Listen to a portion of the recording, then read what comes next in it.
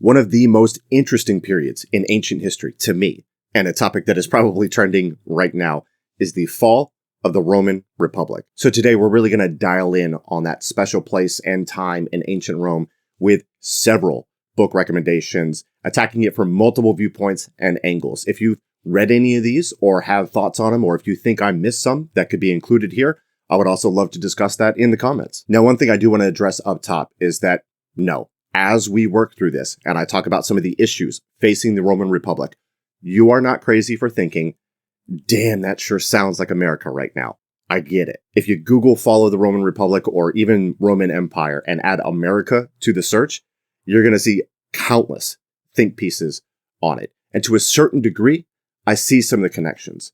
However, I think some of those similarities work better in a broad, general sense.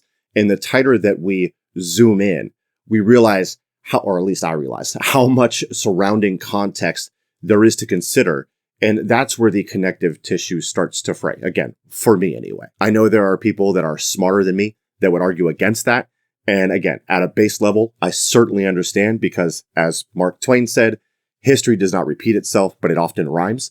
So you're never going to find a perfectly clean one-to-one comparison. I understand that. And you could spend a lifetime picking apart or arguing for this comparison. And depending on your personal bias and experiences, you might end up on either side of these debates using the same central figure in America today. You know who I'm talking about. Personally, when I look at America right now, I think a more instructive framework is to stay in America's history and really zoom in on the mid-1960s to early 1970s. I think that's a much better analog for what's happening today. But this video is not about that.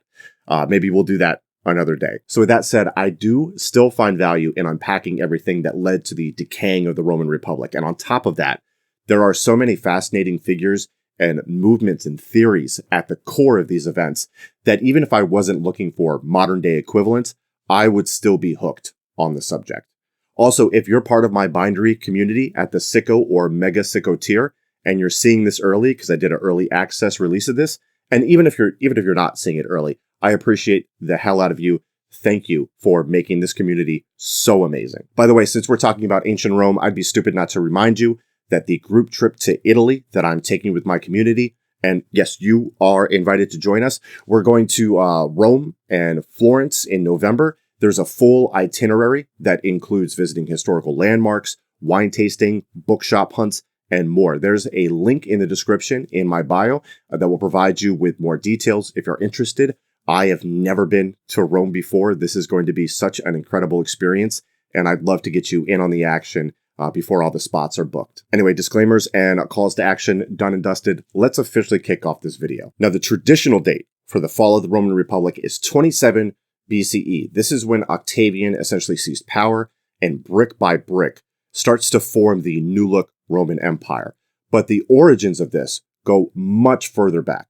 And you can debate just how far back that goes, but I think a good book to start out with is The Storm Before the Storm, The Beginning of the End of the Roman Republic by Mike Duncan. This is going to start things off in 146 BC, which marks the end of the Punic Wars. This is the conflict between Rome and Carthage, which ends with the Romans sacking Carthage and gaining mastery over the Western Mediterranean.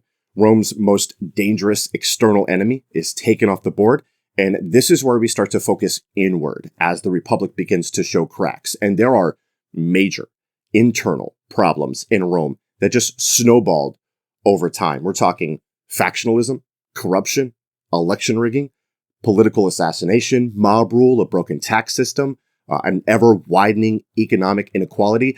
Two major figures step up into the spotlight during this time, and they are the Gracchi brothers, who are a major focus in this book. If all of those issues I mentioned are the gasoline, the Gracchis are the lit match, and their attempted reforms in the 130s and 120s BCE knocked down the first domino of many. Essentially, the Gracchis want to address the economic inequality and land concentration of the wealthy, like giving public land to poor farmers, limiting the amount of land wealthy Romans could own, while also establishing colonies to settle citizens that didn't own land. They also pounded the table for grain subsidies, citizenship rights. They wanted to stamp out corruption in the political system. They wanted the equestrian class to have more power. This is a huge problem for the wealthy and the Senate is wealthy too. They like the way things are set up, and they need to do away with these two rabble-rousers, and they do. But instead of solving the problem, they turn them into martyrs, and the rise of populism caused by these brothers only accelerates. And as Duncan points out, the inability and unwillingness of the Republic's political aristocracy to address these major issues is an important turning point, and there's no going back from it. This paves the way for later figures like Sulla, who would be the first Roman general to march on Rome, and Sulla's civil war in 83 to 82 BC results in Sulla becoming dictator. And this is where we kind of end our coverage on this one. The Storm Before the Storm is incredibly accessible. All types of readers will get a lot out of this. And if you're wanting more from Duncan on this topic, his podcast, History of Rome, is one of the OG history podcasts, and it covers this and everything else in Roman history in great detail. It's amazing. Now, we still have a ways to go, but for a quick sidebar, for some of the books that also cover a larger swath of territory here, you have SPQR by Mary Beard. This is a sweeping history that covers much more than this period, but it does take time to zoom in on this period for over 150 pages because it's so important. For example, on page 227, where she says, quote, "It was the events of 133 BCE that crystallized the opposition between those who championed the rights, liberty, and benefits of the people and those who, to put it in their own terms, thought it prudent for the state to be guided by the experience and wisdom of the best men, who in practice were more or less synonymous with the rich." End quote. A book that focuses heavily on the political realm is Mortal Republic: How Rome Fell into Tyranny by Edward Watts. In this, Watts attempts to offer a new perspective on the question he poses of why the Romans, quote, traded the liberty of political autonomy for the security of autocracy, end quote, framing it as a cautionary tale for modern republics. If you want a book focusing on the moral aspects of the republic's decay, there's always Plutarch's Fall of the Roman Republic. Modern historians do less of this because it's harder to prove and really disprove, right? The rotting from within theory that was seen more in older works. It's just hard to quantify, but Plutarch gives it the old college try. Now, this quote isn't from Plutarch, but it captures the moralizing vibe here. This is from Velius Paterculus. I probably butchered that. He's a Roman historian, soldier, and senator. He says, quote, "For when Rome was freed of the fear of Carthage, and her rival in empire was out of her way, the path of virtue was abandoned for that of corruption, not gradually, but in headlong course," end quote. Whether you buy the argument from Watts or Plutarch or anybody else, the one thing I think everybody can agree on is by the time of Sulla's civil war, the Republic is in a tailspin. And that's when you can go with a narrative book. Rubicon, The Last Years of the Roman Republic by Tom Holland. There is a touch of overlap here with Duncan's book, as Holland is going to start you off in 91 BCE, around there, as all of the nonsense with Sulla starts to gear up. And like Duncan, he will explain what made Sulla so unique, including his crazy purges and reforms, the way he neutered the power of the tribunes of the plebs, which the Gracchi brothers wielded so effectively. And he also tried to restore the Senate before laying down his powers in 79 BCE. Then you're going to move through the timeline of civil and external wars, of which there were many, before eventually coming into Caesar's civil war. And Julius Caesar, of course, is going to be a big focus here. The name Rubicon is a reference to the river that makes the boundary between Rome and the province of Gaul. And while he's hanging out on the Gaul side of the river, the Senate has this big dramatic meeting on January 1st, 49 BCE, and Mark Antony has this letter from Caesar, and Antony reads it out saying that both Caesar and Pompey the Great should lay down their commands simultaneously. The Senate's like, nah, you first. Then Metellus Scipio declares a date, which Caesar must lay down his command or otherwise be considered an enemy of the Republic. And this really forces Caesar's hand. Antony as tribune vetoes it, but this causes a panic. And by the 7th, the Senate declares a state of emergency that sees Pompey starting to arm up. And by the 10th, Caesar says F it and crosses the Rubicon into Roman territory.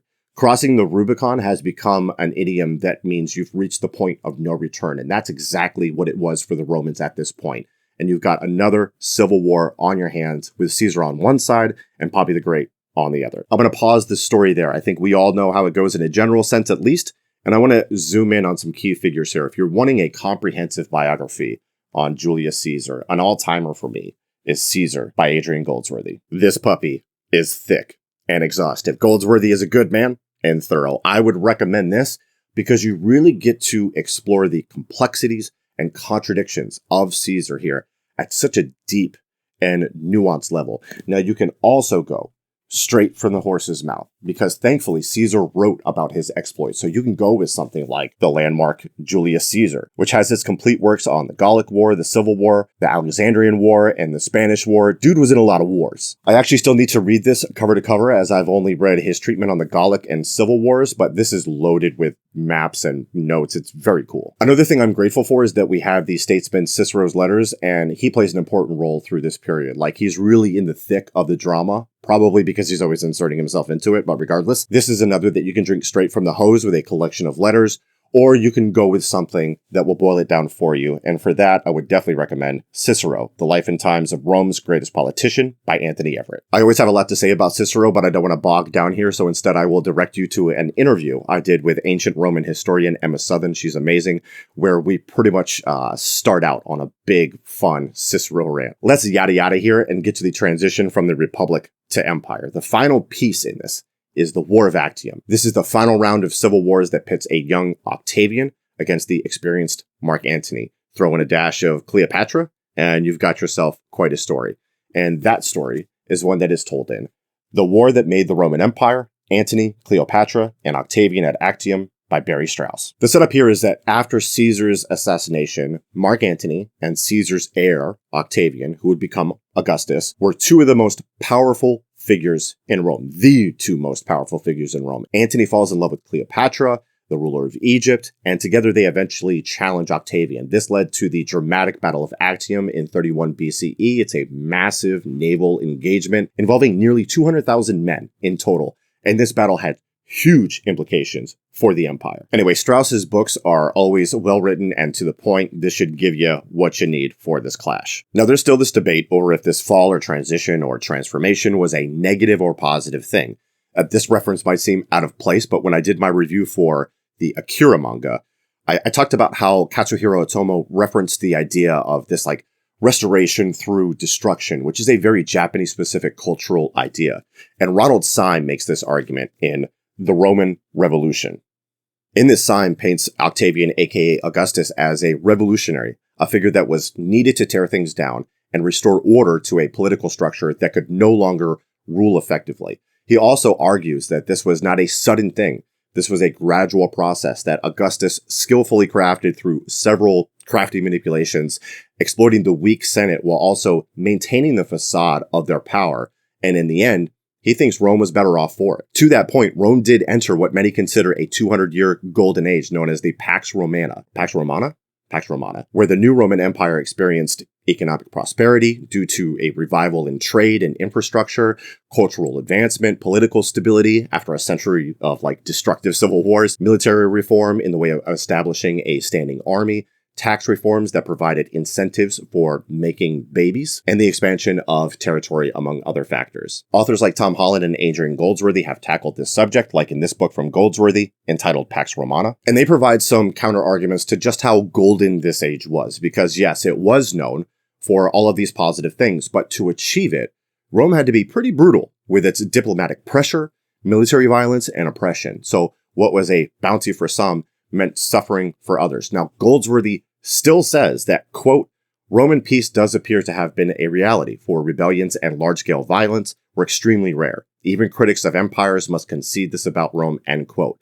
Essentially, he's not interested in passing judgment either way, and in the book he aims to explore and understand the cost of imperial rule, and he's content to let others draw conclusions and be the judge. Now, this era of peace is generally credit to Augustus, and if you want more on him, you could go with Adrian Goldsworthy's biography on him, but you could also go with Anthony Everett's biography. I enjoyed this, and I consider Augustus, and I think many historians do too, to be probably the best Roman emperor in their history. And that's a good place to cap this tour through 150 years of ancient Roman history. I hope you got some new books to add to your TBR. I put the links in the description to grab these. Let me know if you've read any of these or would add any to the list, and I thank you for hanging out with me for the duration of this. I'll see you on the next one, and I appreciate y'all.